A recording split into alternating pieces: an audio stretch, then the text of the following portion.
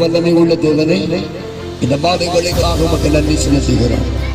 விசேஷமாக இந்த நேரத்தை கதை பொறுப்பெடுக்கும்படி நாங்கள் சிந்திக்கிறோம்.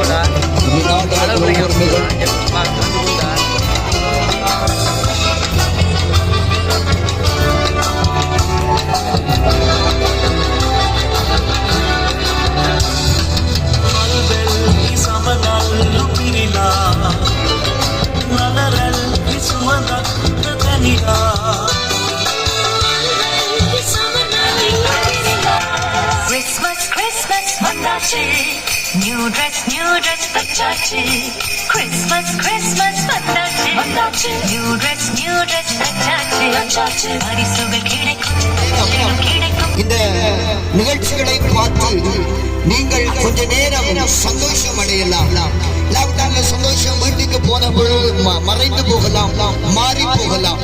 ஆனால் இயேசு கிறிஸ்து ஒரு மனிதனுடைய வாழ்க்கையிலே உள்ளத்திலே வருகிற பொழுது அவனுடைய வாழ்க்கை முழுவதும் சந்தோஷமாய் மாறுகிறது. அந்த சந்தோஷம் தான் அவனுடைய வாழ்க்கையை நடத்தக்கூடிய சந்தோஷமாய் மாறுகிறது. இயேசு கிறிஸ்து வாழ்ந்த காலத்திலே இயேசு கிறிஸ்துவின் பிறப்பானது இந்த உலகத்திலே பெரிய மாற்றத்தை உண்டாக்கினது. முதலாவது தரித்திரத்தில் இருந்த ஜனங்களுடைய வாழ்க்கையில தரித்திரத்தை மாற்றும் வண்ணமா இந்த பிறப்பு மாறினது. சில நேரம் இந்த மாலை வேளையிலே இந்த பிறப்பை நாங்கள் கொண்டாடுகிற இந்த நேரம் உங்களுக்கு சந்தோஷத்தை கொண்டு வரும். அந்த சந்தோஷம் சில நிரந்தரமானது அல்ல, அந்த சந்தோஷம் தற்காலிகமானது. ஆனால் இயேசு கிறிஸ்து ஒரு மனிதனுடைய இதயத்தில் பிறக்கிற பொழுது அந்த சந்தோஷம் நிரந்தரமான சந்தோஷமாய் மாறுகிறது. அந்த சந்தோஷத்தை குறித்த சில பகுதிகளை நான் உங்களோடு பேச போகிறேன். இயேசு கிறிஸ்து இந்த உலகத்திலே பிறந்த பொழுது தரித்திரத்திலே வாழ்ந்த ஜனங்களுடைய வாழ்க்கையில ஒரு மாற்றம் உண்டானது. நான் அவருடைய வாழ்க்கையில குடும்பத்திலே உண்டாக்கின ஒரு என்னுடைய தகப்பனுடைய வியாதி நிமித்தமாக தரித்திரர்களாக்கப்பட்டு எங்களுக்கு உதவி செய்ய யாரும் வரவில்லை. உதவி தேடி போனவர்கள் எல்லாம் தள்ளிவிட்டார்கள். உதவி தேடி போனவர்கள் எல்லாம் எங்களை குப்பையில தூக்கி எறிகிறார்கள். எங்களை பார்க்க கேவலமாக இருந்ததினால் இப்படி தள்ளிவிடுகிற கூட்டம் எங்கள் கிராமத்திலே இருந்தது. எங்களை உதாசீனப்படுத்தின கூட்டம் எங்கள் கிராமத்திலே இருந்தது. அப்படி தரித்திரமாக இருந்த என்னுடைய வாழ்க்கையிலே, என்னுடைய குடும்பத்தின் வாழ்க்கையிலே இயேசு கிறிஸ்து வந்த பொழுது எங்கள் தரித்திரங்கள் மாறினது. அதே போல இயேசு கிறிஸ்து இந்த உலகத்திலே வந்த பொழுது கிறிஸ்துக்கு முன் கிறிஸ்துக்கு பின் என்கிற சரித்திரம் மாற ஆரம்பித்தது. அதே போலதான் இயேசு கிறிஸ்து எங்கள் வாழ்க்கையில வந்த பொழுது எங்களுடைய சரித்திரங்களும் மாற ஆரம்பித்தது. எங்கள் கிராமத்திலே எங்களை தள்ளி போட்டார்கள். ஒன்றுக்கும் உதவாதவர்கள் குப்பையிலே கிடந்தோம். என்னுடைய தகப்பனுடைய வியாதினால் என்னுடைய தகப்பன் மறிக்கும் நிலைமைக்கு வந்து இனி வாழ்வே இல்லை, இனி அவருக்கு ஜீவியமே இல்லை, இனி ஒரு மறிக்கிற நிலைமைக்கு போய்விட்டார். என்னுடைய சந்ததியை அடையும் என்கிற நிலைமை. ஒருவர் உதவி செய்ய இல்லை, ஒருவர் ஒத்தாசை அளிக்க எங்களுக்கு வழிவகுத்ததில்லை. இப்படிப்பட்ட ஒரு சூழ்நிலையிலே எங்கள் சரித்திரங்கள் முடிந்தது என்று சொல்லி நினைத்தோம். ஆனால் எங்கள் சரித்திரங்களை இயேசு கிறிஸ்து மாற்றி போட்டார். ஹல்லேலூயா. இன்றைக்கு பாருங்கள், தேசத்திலே சில பகுதிகளில் பெரிய அழிவுகள். இன்றைக்கு ராத்திரி தூங்கின குடும்பங்கள் பகலில் எழுப்பி பார்க்கிற பொழுது வீடுகள் இருந்த இடமும் இல்லை. கடந்த காலத்திலே வெளிதேசத்தின் சகோதரர் தன்னுடைய ஊருக்கு வந்த பொழுது அவருடைய 15 உறவுகள் அந்த சடலமாய் செத்து மடிந்ததினால் அவன் மனவேதனை பற்றி அவன் சஞ்சரித்த வீடியோவை நான் பார்த்த பொழுது மிகவும் வேதனைப்பட்டு, ஒரு ராத்திரியோடு கூட அவனுடைய சேர்த்து வைத்த சொத்துக்கள் மடித்து போய்விட்டது, உறவுகள் மடித்து போய்விட்டது, வாழ்க்கை அழிவு பாதையிலே போய்விட்டது. பாருங்கள், அவனுடைய வாழ்க்கை சிலரம் பாவத்திலே வாழ்ந்திருக்கலாம், அநீதியில வாழ்ந்திருக்கலாம், அக்கிரமத்தில வாழ்ந்திருக்கலாம், தீங்கு செய்து வாழ்ந்திருக்கலாம், சிலர் நல்லவர்களாய் வாழ்ந்திருக்கலாம். நல்லவர்களாய் வாழ்ந்த மனிதர்கள் அன்றைக்கு ராத்திரி உண்டாகின மரணத்தின் நிமித்தம், அந்த ராத்திரி உண்டாகிற மரணத்தின் நிமித்தம் தேவரத்துக்கு போயிருப்பார்கள், பரலோகத்துக்கு போயிருப்பார்கள். ஆனால் அவர்கள் குடிக்கிறவர்களாய், வரிக்கிறவர்களாய், தீங்கு செய்கிறாய் வாழுகிற கூட்டமாய் இருந்திருந்தால் சின்னம் பரலோகத்தை அவர்கள் இருக்க முடியாது.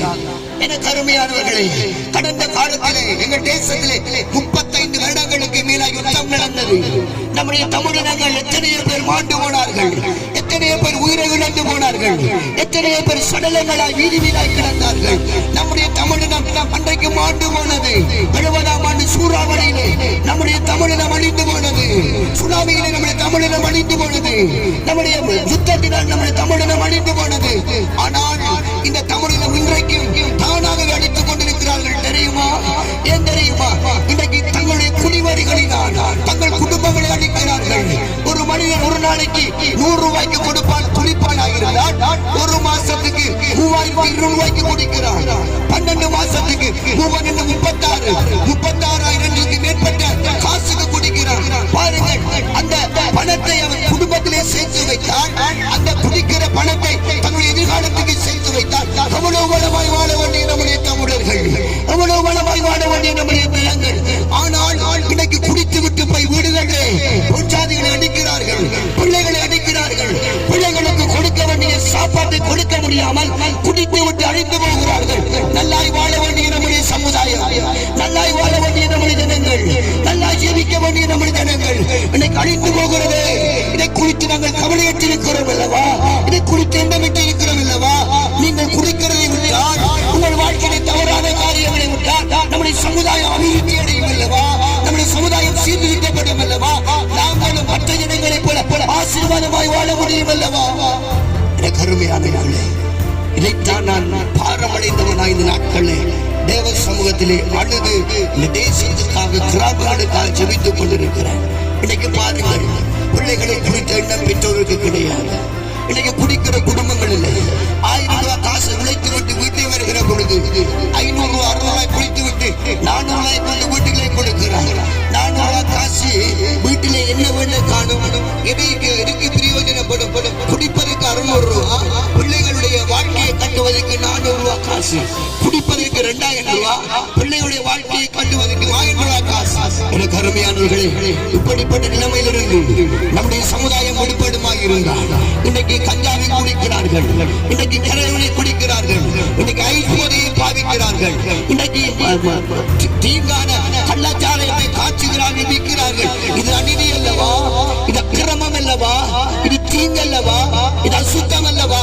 இப்படியான காரியங்களை விட்டு நம்முடைய சமுதாயம் மனந்திரும்பமாக இருந்தால் நம்முடைய சமுதாயம் நலமாய் வாழும், சந்தோஷமாய் வாழும் என்று இயேசு கிறிஸ்துவின் நாமத்தினால் என்னுடைய வார்த்தையை முடித்துக் கொள்ளுகிறேன். தொடர்ந்து நாங்கள் ஒரு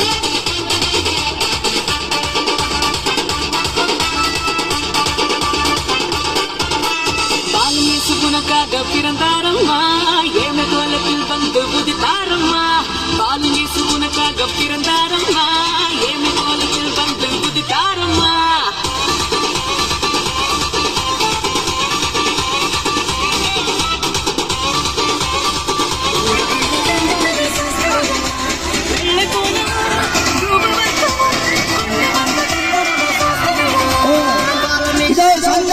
பரவசம் சந்தாய் போல கடினமாக மகிழ்ச்சார்.